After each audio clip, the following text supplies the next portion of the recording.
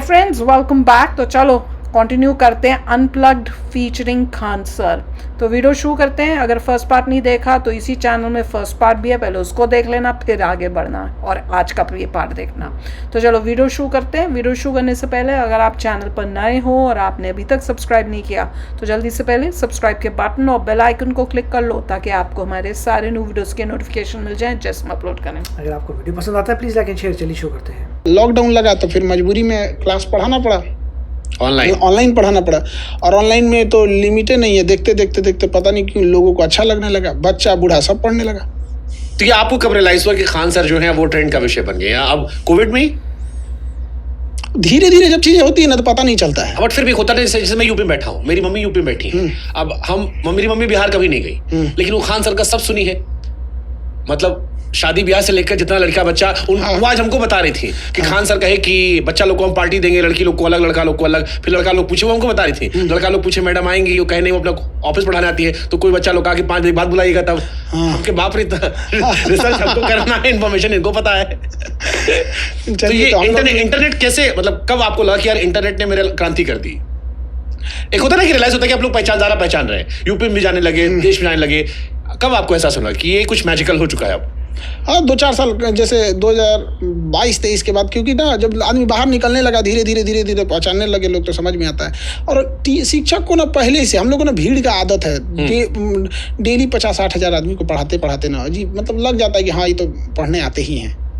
तो धीरे धीरे ऐसा कोई खास रियलाइज नहीं, मतलब लेकिन हाँ ये है कि जब से ऑनलाइन चीज़ें जो होती हैं उसका एरिया बहुत बड़ा होता है। तो कश्मीर से कन्याकुमारी तक कोई लिमिट ही नहीं है। कोयम्बटूर में गए थे, वहाँ पे इनके सदगुरु जी के आश्रम में हुआ 2-4 पे पहचान गए लोग। अरे भैया यहाँ हम तो शांति से आए हैं, यहाँ चुपचाप। वो बड़ा विशाल वहाँ शिव जी की प्रतिमा है, वहाँ बैठ के हम भी आराम से बैठल थे। यहाँ 2-4 तो पहचान के, वहाँ अंदर मोबाइल अलाउ नहीं है। बड़ा हम शांति से थे, हमको बड़ा अच्छा जगह लगा। किसी के पास मोबाइल ही नहीं है। अच्छा, ये मोबाइल कितना बड़ा बीमारी है? आजकल के यंग बच्चे मोबाइल में परेशान हो गया पूरा। इसका जितना यूज नहीं कर रहा उससे ज्यादा उसका मिसयूज कर रहा, अपना टाइम एंटरटेनमेंट में खत्म कर रहा। बड़ा बूढ़ा भी सर, सब लत लग गई है इस चीजों की। वो आपका एल्गोरिथम सेट है, आपको क्या अच्छा लग रहा है क्या नहीं, उसी हिसाब से वो काम कर रहा है। हमारे पिताजी हमको जब हमारा 1 पॉइंट बढ़ता है घटता है हमको भेज देते हैं, आज तुम्हारा 11.8 हुआ, 9 हुआ, 10 हुआ। हमने कहा महाराज क्या चल रहा है? बचपन में बच्चों टोकते थे कि मोबाइल मत चलाओ, हमको लगता है जितने बड़े बूढ़े उनको लौटे टोकते। ये ब्लेसिंग है या ये खराब आदत हो गई कि हम लोग? खराब आदत हो गई बच्चों के अंदर। यहाँ पे मतलब 4 बजे तक तो उसको मैसेज आ जाता है, you have used 90% of your daily limit data. क्या पढ़ेगा? तो कोचिंग सेंटर में अलाउड है मोबाइल आपके? उसको फुर्सत नहीं मिलेगा कोचिंग सेंटर में, टीचर सामने आ गया, वो पढ़ा रहे हैं। अब अगर ऑफलाइन बैठा हुआ है तो वो चला कैसे पाएगा? वो तो ऐसे ही पकड़ा जाएगा, क्योंकि सबका मुँह सामने रहेगा, उसका नीचे रहेगा, आदमी थूर देगा उसको, वो पकड़ा ना जाएगा। उसमें भीड़ में पकड़ना बड़ा इजी होता है, खास करके क्लासरूम में सबका मुंडी एक जैसा रहेगा। कोई गड़बड़ किया तो जरूर हिल डुल करेगा, ऑटोमेटिक पकड़ा जाएगा। अच्छा, जैसे आप लोग जब पढ़े होगे तो टीचर लोग मारते बहुत थे। हम अभी मारते हैं। आप मारते हो? हाँ, पूरा बिना मारे छोड़ ही नहीं सकते। इंसान जो होता है जब तक पीटे मार से भूत भाग जाता है। अरे तो जो दिल्ली बम्बई के स्कूल है, यहाँ ह्यूमन राइट वायलेशन और फलाना ढिमकाना आप तो चलता है, पेरेंट्स को भी अलाउड नहीं है। आजकल तो बड़ा चलता है। हम लोग जो पढ़े हैं तो हम लोग कूटे गए हैं, कबो पीछे मारते थे, कबो पीठ पर सर झुका के धपाधप मारते थे, ये सब चलता था। अब नई पीढ़ी बड़ी सॉफ्ट हो गई, सब पिटाई होता है, लड़का लड़की सब। कोई जब पीटना चालू करते हैं निर्जीव समझ के पीटते हैं। कोई दिक्कत नहीं, एक आदमी मुकदमा लड़ लेगा आदमी, ठीक है वो, लेकिन बच्चों का भविष्य बनाने के लिए पीटना पड़ेगा तो पीटेंगे। तो पिटाई जरूरी है, बहुत जरूरी है। यहाँ पे क्या जरूरी? भारत का कितना बड़का क्रिमिनल है उसको भेजिए सऊदी अरब, सीधा हो जाता है। सही बात है, मार के उनका व्यवस्था कर देगा। हाँ, तो पिटाई कितना जरूरी है सर? बहुत जरूरी है। नहीं पीटिएगा तो अच्छा, एक बात बताइए, इनाम क्यों जरूरी है? प्रोत्साहन देने के लिए। तो सजा भी जरूरी है, मन बढ़ी को रोकने के लिए। यहाँ पे फिर इनामों बंद कर दीजिए, ऐसा नहीं। हम देखें ना, एक से एक उदंड बच्चा आता है सब। हाँ, एक से एक उदंड बिना पीटे संभाल में नहीं करता है सब। आखिरी बार कब कूटे थे और कैसे कूटे थे वो थोड़ा बताओ ना। कौन वाला मार मारते थे? एक तो होता था हमारे टाइम में कि यहाँ पेंसिल रख के दबा देना, एक होता था मुंडी पकड़ के झुका के कूट देना, एक पीछे मारना ताकि लाल रहे दिखाई ना पड़े। फ्राइडे के दिन पीटे थे। कैसे, कौन से वाला पिटाई होता है सब? वहाँ पे पढ़ाने के टाइम पे आप बदमाशी करेगा, जो टॉपिक पूछेंगे नहीं बताएगा तो तुरेंगे उसको। इतना मेहनत से पढ़ाए का है, या तो बिजनेस करने में चले जाओ, समय क्यों बर्बाद कर रहे हो? सही बात है भाई, तो छूट देते हैं आदमी। उस डिसिप्लिन डर बनाने के लिए जरूरी है। पता है, एक आदमी डेली 30-40 हज़ार बच्चे आए, 50,000 बच्चे आए, आप नहीं पीटिएगा तो मन बढ़ जाएगा उनसे। उनको पता होता है कि डिसिप्लिन में रहना बहुत ज़रूरी है। सही बात। अच्छा, आपकी कोचिंग को लेकर एक बड़ी चर्चा चलती है। जब मैं गया, क्योंकि मैं यहाँ पे कोचिंग सेंटर आया था और बड़े सारे बच्चे मिले, और आप भी कह रहे हैं गरीबों का पढ़ाते हैं। क्या रुपए लेते हो आप फीस पढ़ाने का?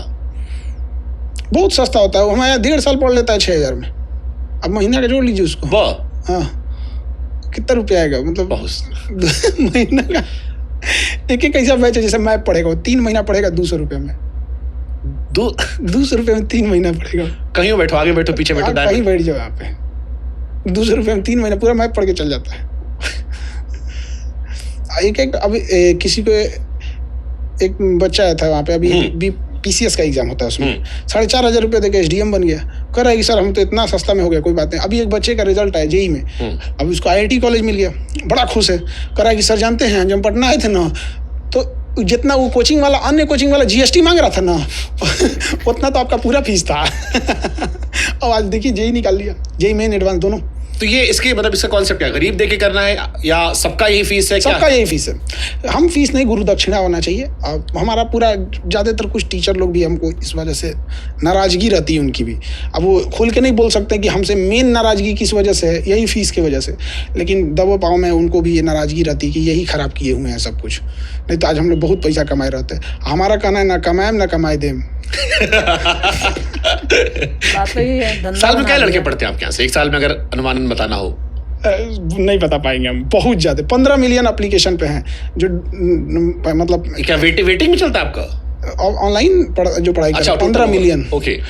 तो उसके एप्लीकेशन पे 15 मिलियन है। उस पर एक बच्चा कहीं 2 बैच लिया होता है। कहीं जैसे कोई यूपी PCS भी पढ़ रहा है, UPSC भी पढ़ रहा है, ऐसे भी होते हैं सब बहुत सारे बच्चे। और जो ऑफलाइन में, क्योंकि 4-5 साल लगा तो हम ही देखे थे जब, तो आप गए किए थे। हाँ। वो एक टाइम पे 5,000 बच्चा रहता है, सुबह 7 बजे से लेकर रात 9 बजे तक। अब जोड़ लीजिए, कभी भी क्लास खाली नहीं हो सकता है। एट अ टाइम हर घंटे 5,000 बच्चे हैं। अगर 10 घंटे भी क्लास चला, मिनिमम 10 घंटा क्लास चलता है, मतलब एवरेज 12 घंटा क्लास चलता है, लेकिन हम मिनिमम मानते हैं 10 घंटा भी क्लास चला तो 5 में 10, 5,000 एक घंटे में आते हैं, मतलब 50,000। तो कोई कहानी आसपास में कि खान साहब का मतलब इतना बड़ा बैच हो गया है कि एवरेज फीस कर लो, थोड़ा घर परिवार भी बड़ा हो जाएगा और अच्छा हो जाएगा। अब जैसे शादी वादी हो गई है, आए तो होंगे कुछ 2-4 बुद्धिमान लोग कि थोड़ा रेट बढ़ा दो, मार्केट में बगल वाले टीचर भी खुश रहेंगे, आप भी कमाओगे, थोड़ा घर बड़ा हो जाएगा, स्टाइल अच्छा होगा, गाड़ी जो है थोड़ी महंगी हो जाएगी। महंगी गाड़ी के चक्कर में हो सके तो किसी की यहाँ मोटरसाइकिलों ना खरीदा पाए। तो हमारे पास जो है, हम खुश हैं उससे, लेकिन मेन है कि बच्चों की पढ़ाई नहीं रुकनी चाहिए। आज हमारे यहाँ जब रिजल्ट आया था तो कोई चाय बेचता था, किसी के पिताजी रो के कह रहे हैं कि हम फल बेचते थे, हम कभी सोचे नहीं थे कि मेरी बेटी का नौकरी हो जाएगा, मेरी बेटी अधिकारी बन जाएगी। ऐसे बच्चों को हम लोग पढ़ाए वहाँ पे। एक बच्चा था, अभी उसका बिहार पुलिस में हुआ है, वो उसका ना हाथ में फ्रैक्चर हो गया। हम कह रहे गधा कहीं का, जो तुमको पता है कि मेडिकल होने वाला है, तुम्हारा दौड़ है, तो तुम फ्रैक्चर कैसे कर लिया? तो साइड में ले गया, कह रहा है कि सर जानते हैं हम लोग बढ़ जात के हैं। तो हम कहे इससे क्या मतलब है? कहा सर छोट मोट काम हम लोग करेंगे ना तो मुँह वाला और सुनाएगा हम लोग को कि देखो हाई जात के होकर हाई काम करता ना। लेकिन हकीकत में सर ट्रक से ना हम लोग सामान उतारते थे, तो मालिक कभी कभी 2 को ट्रकवा जाएगी ना तो मालिक गरियाने लगता था, जल्दी उतार जल्दी उतार। तो मुँह पे गमछा बांध के हम लोग उतारते थे लोग यहाँ पे, और वही में जल्दी के चक्कर में ना थोड़ा हाथ क्रैक हो गया। इस टाइप के बच्चे पढ़ते हैं हमारे यहाँ। कोई मतलब ये सवाल नहीं आता कि आए अमीर, कोई मना थोड़ी, अमीर से कोई दुश्मनी नहीं है। बड़े कुछ BMW को आ रहा है ना, ये सब तो हमने अब कुछ आ जाएगा उतना 50,000 लेकिन के बीच में BMW वाला कितने कुछ आ जाएगा पता नहीं चलेगा उसको। वो अच्छा जो BMW से आ रहा है उसको क्या जरूरत है 80-90 हज़ार रुपये की नौकरी? अभी एक हमारे यहाँ एक लड़की थी, एकदम दुबली पतली थी, तो उसको हम हमेशा डांटते रहते थे कि खाना पीना खाया करो तुम लोग, ऐसे आंधी आएगा तो उधिया जाओगी। तो एक बार दबे अंदाज में कही थी कि उतना घर से पैसा नहीं आता है। मतलब बच्चों में ये एक उस लड़की की हम बता रहे हैं, ऐसे लाखों बच्चे हैं जिनके पास सोचना पड़ता है कि एक के टाइम का खा लेते हैं, सोचते रहते हैं कहीं भंडारा लगा है तो जाके खा लेते हैं, उनके पास पैसा है। जब उसकी सैलरी आई ना 90,000 की 80,000 रुपये आई थी यहाँ पे, तो आई थी मिठाई लेके, और उसके खुशी का जो चेहरे पे अंदाज था जानते हैं सर, 80,000 रुपया महीना में धड़ाक से आ जाता है। मतलब उसके चेहरे पे वो जो खुशी थी, जिसको ये सोचना पड़ता था कि हम खाएंगे ठीक से कि नहीं। और कहिए सब पापा ना कपड़े की दुकान पे, किसी के कपड़े की दुकान पे नहीं होते हैं हेल्पर दिखाने वाले होते हैं कि हाँ देख लीजिए यहाँ पे पिताजी ये वाला काम करते हैं, हम पिताजी का काम छुड़वा दिए। इतना मतलब खुशी होता है ना, तब लगता है कि ये सब करोड़ों, ये दुआ जो मिलेगा ये करोड़ों में कोई नहीं खरीद सकता है। आज भी कोई बच्चा है तो वो कह सकता है कि मेरे लिए खान सर है, हमारा कोचिंग है उनके लिए, और लड़ा है इंसानियत के लिए। देखिए एक चीज़ होता है कि कल को कोई कोचिंग खोल दे कि हम 50 रुपये में पढ़ाएंगे, तो स्टैंडर्ड नहीं ना मेंटेन कर पाता है। दुनिया का सबसे बड़ा कोचिंग है कि स्टैंडर्ड जिस जगह पे है वहाँ से अगर हम 200 की चीज़ को 2000 भी करेंगे तो लोग मजबूरी है आएंगे यहाँ, तो उस जगह पे खड़े होकर आप तो वहाँ पे कर सकते हैं। यहाँ पे एक बड़ा वो फेमस कोट है कि हमको बड़ा खराब लगता था जब ये महंगी फीस ली जाती थी, लेकिन एक कहावत कहा जाता था, if you don't like the rule follow the rule, go on the top, change the rule. तो हमें शुरू से ये बड़े फीस के खिलाफ थे हम लोग, तो हमने कहा कि कभी मौका मिलेगा तो इसे चेंज करेंगे। तो जब हम भी आए एजुकेशन के टॉप पे तो हम भी चेंज कर। तो मैं इसी सवाल पूछ लेता हूँ कि आज की शिक्षा प्रणाली में सबसे बड़ा दुविधा क्या है, सिलेबस, टीचर या फिर सिस्टम? तीनों दुविधा है। टीचर अपन बहसबाजी में लगल है कि हम सबसे विद्वान है। भाई विद्वता अपना घरे रखो। हमारे जैसे लाखों टीचर पढ़े होंगे लोग इंडिया में, भारत में शिक्षकों की कोई कमी नहीं है। आप विद्यार्थी के जीवन में क्या चेंजिंग लाए? क्या आप उसकी फीस डाउन कराने में इंडिया लेवल पे योगदान किए? उसके टू द पॉइंट क्वेश्चन पढ़ाने में योगदान किए? आपका पढ़ाया हुआ सीधे सीधे क्वेश्चन आ रहा है। एक बच्चे को क्या चाहिए? हम कम फीस में पढ़ाएं, आराम से समझा दिए, कितनों गधा है समझ गया, और जो पढ़ाए धाए क्वेश्चन आ गया। इससे ज़्यादा टीचर का क्या रोल है? कुछ नहीं है यहाँ पे। अभी हम लोग पढ़ाए थे ना, इतना क्वेश्चन आ गया था ना, केस कर दिया था हम लोग के ऊपर कि इनके यहाँ से पढ़ाए हुए में आ गया। बड़ी दुख हुआ कि एक शिक्षक लोग केस कर दिया मिलके। तो बड़ा आपको समझ में नहीं आता कि हम क्यों लड़ रहे हैं, क्यों। और जब ये सुप्रीम कोर्ट तक आ गया मैटर, तो कई बार अजीब सा लगता था, क्योंकि इंडिया में लोग बड़ा जल्दी जज कर लेते हैं कि कल को सुप्रीम कोर्ट बुला के पूछे कि काहे ऐसा पढ़ाए थे कि आ गया। तो हाँ, मतलब अगर खबर आपके खिलाफ बन गई तो एक धारणा बन जाती है, सही है गलत है क्या है कैसी है, उतना तो कोई जज भी नहीं करता, उतना कोई समझता नहीं यहाँ पे। हालांकि सुप्रीम कोर्ट के जज डांट के भगा दिए यहाँ पे, तो पढ़ा रहा है क्यों आदमी यहाँ पे। उन्होंने एग्जाम्पल भी दिया कि हम लोग भी जब पढ़ते थे तो एक सामने कोई बुक्स आती थी जिसमें हम लोग को पता था कि इससे क्वेश्चन आएंगे, तो आदमी पढ़ाता ही किस लिए यहाँ पे। तो हम यही मेन होता, टीचर का यही, इसके सिवा टीचर का क्या काम है। अब कोई कहेगा कि संस्कार सिखाना चाहिए शिक्षा के लिए, ओसामा बिन लादेन भी बहुत पढ़ा लिखल था। हाँ, दुनिया का जितना खतरनाक काम है पढ़े लिखे लोगों ने किया है। सही बात है। माँ बाप के समय जो संस्कार से घर से मिलता है वो बहुत जरूरी होता है। एक इंसान का अपना मानवता क्या होती है, वरना स्कूल को प्रोफेसर सब तो अभी यहाँ पे देख रहे हैं, यहाँ पे अफजल गुरु अनपढ़ बोलिएगा। हाँ, ज्यादातर आतंकवादी जो पढ़ा लिखा जितना बड़ा घोटाले हुए सब पढ़े लिखे लोगों ने किया है। तो एक शिक्षक सिस्टम का क्या चीज़ है कि देखिए, एक ज़रूरी चीज़ क्या होती है ना कि एजुकेशन के बदौलत अगर आप अपने परिवार का पोषण नहीं कर पाए हैं तो लोग एक का एजुकेशन से मनोबल टूटेगा, भरोसा टूटेगा। तो जो सरकार में बैठे लोग हैं, जो सिस्टम चला रहे हैं, उनको बच्चों ने अपने जीवन का सबसे बहुमूल्य समय दिया जब वो ग्रेजुएशन पे थे। 18 से 25 साल का एज जो होता है ये किसी के ज़िंदगी का सबसे महत्वपूर्ण दिन होता है। इससे कीमती चीज़ कुछ नहीं है। ये वो अपने कॉलेज, अपनी यूनिवर्सिटी को दे दिया, बदले में यूनिवर्सिटी ने क्या दिया? आपने तो उससे जिंदगी का सब कुछ छीना बदले में। फोटोबाजी, हवाबाजी, कुछ नहीं। अगर ग्रेजुएशन करके निकल रहा है कोई 25-30 हजार की नौकरी नहीं कमा रहा है ना, तो कहते हैं आग लगा दे इस व्यवस्था के ऊपर। बट आज 70% कॉलेज ऐसे ही है, किसी काम के नहीं है यहाँ पे। आप 4 साल रख के उसको कुछ नहीं सिखा पाए। सही बात है। हाँ, आपके पास स्किल्ड ही नहीं है यहाँ पे, आप उसको एडिटिंग तक नहीं सिखा पाए, आप उसको बेसिक किसी फील्ड में देखिए कहीं पे भी। तो हमको ये नहीं समझ में आता गया किस लिए था यूनिवर्सिटीज में। सही बात है। इस देश में सारे अब तो बड़े बड़े संस्थानों में हालत हो गई कि निकल के बच्चे कुछ नहीं। देखिए, सबसे बड़ा चीज़ क्या है ना, बेवकूफ़ बनाने के लिए ऐसा बेवकूफ़ बनाओ ना कि बेचारा सामने वाला समझ में ना आए कि शिक्षा ग्रहण करो, ये करो, क्योंकि इसका कोई नाप नहीं होता, मानक नहीं होता है यहाँ पे। सबसे अच्छी चीज़ होती है कि भैया आपने उससे ग्रेजुएशन कराया 4 साल, अब तो ग्रेजुएशन 4 साल का हो गया, आप 2 साल उसको रगड़ के पढ़ाओ, लास्ट के 2 साल आप उसको स्किल सिखाओ कि आप दवा बनाने की कंपनी में कैसे जा सकते हैं, MR कैसे बन सकते हैं, मार्केटिंग कैसे, जो मन वहाँ पे 50-75 जो नौकरी करना, जो करना है आप वहाँ पे स्किल सेंटर करो। उसके बाद जब वो हो जाए तो लास्ट का 6 महीना आप उसको फील्ड में उतारो कि अब तू कमा के दिखा, उतना कमा के दिखा।